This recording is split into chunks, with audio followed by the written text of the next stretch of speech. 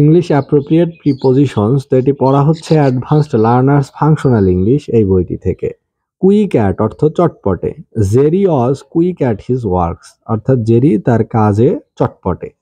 Ready at অর্থ দক্ষ। He is ready at passing running commentary, অর্থাৎ সে কমেন্ট করার বিষয়, মন্তব্য করার বিষয়ে খুবই দক্ষ।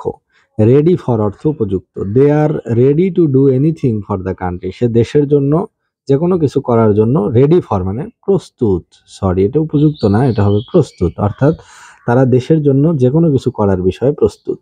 রিজন উইথ অর্থ তর্ক করা।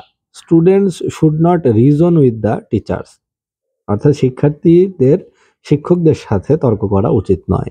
রিবেল অ্যাগেইনস্ট অর্থ বিদ্রোহ করা। দ্য ওয়ার্কার্স রিবেলড অ্যাগেইনস্ট দ্য মিল ওনার, অর্থাৎ কর্মীরা মিল মালিকের বিরুদ্ধে বিদ্রোহ করলো। রিকনসাইল্ড উইথ অর্থাৎ মীমাংসা করা। Samson is reconciled with his wife, অর্থাৎ স্যামসন তার স্ত্রীর সাথে মীমাংসা করলো। রিকনসাইল্ড টু অর্থ গ্রহণ করা। Samson has become reconciled to his lord, অর্থাৎ স্যামসন তার ভাগ্য মেনে নিল। রিকভার ফ্রম অর্থ আরোগ্য লাভ করা। The patient has recovered from his illness, রোগী তার অসুস্থতা থেকে, রুগ্নতা থেকে, অসুখ থেকে আরোগ্য লাভ করলো। রিডিউসড টু অর্থ পরিণত হওয়া। The old man has been reduced to poverty, অর্থাৎ বৃদ্ধ লোকটি দারিদ্রতায় পরিণত হলো, দরিদ্রে পরিণত হলো। রিফার টু অর্থ ইঙ্গিত করা। The case was referred to police for inquiry, অর্থাৎ অনুসন্ধানের জন্য এই কেসটি পুলিশের নিকট অর্পণ করা হলো। রিফ্লেক্ট আপন অর্থ চিন্তা করা। Samson reflected upon his past life. Refrain from অর্থ বিরত হওয়া। Father refrain me from going to cinema, বাবা আমাকে সিনেমায় যাওয়া থেকে রোধ করলো, বিরত করলো। রিগার্ড ফর অর্থ ভক্তি। Student should have regard for their teachers, অর্থাৎ শিক্ষার্থীদের শিক্ষকদের প্রতি ভক্তি থাকা প্রয়োজন। রিগার্ড টু অর্থ প্রসঙ্গ।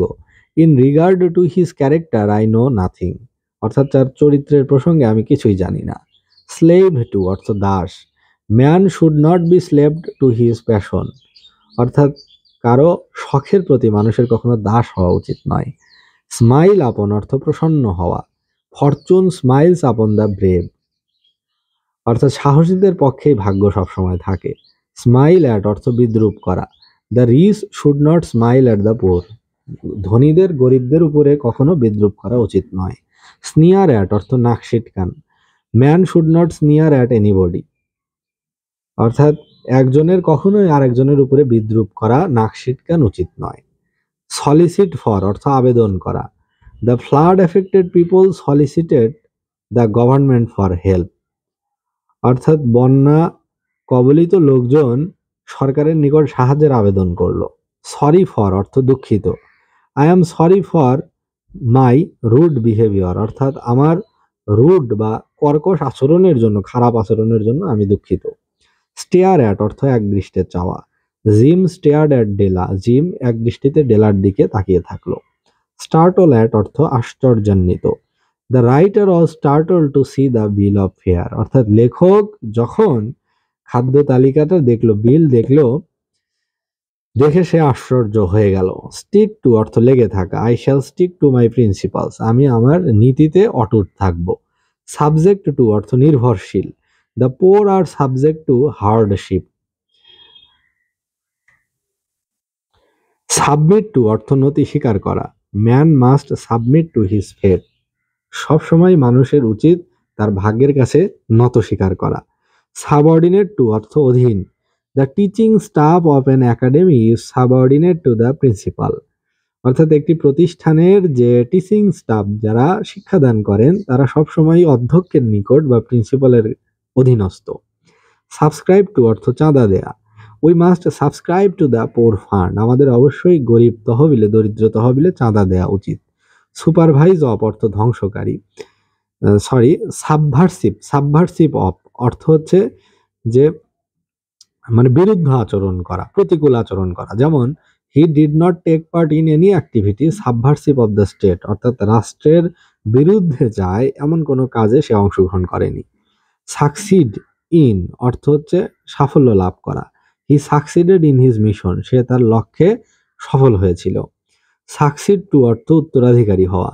Generally sons and daughters succeed to their parents property, সাধারণত ছেলে বা মেয়ে, কন্যা বা পুত্ররা বাবা মার সম্পত্তির উত্তরাধিকারী হয়। সাফিসিয়েন্ট ফর অর্থ যথেষ্ট।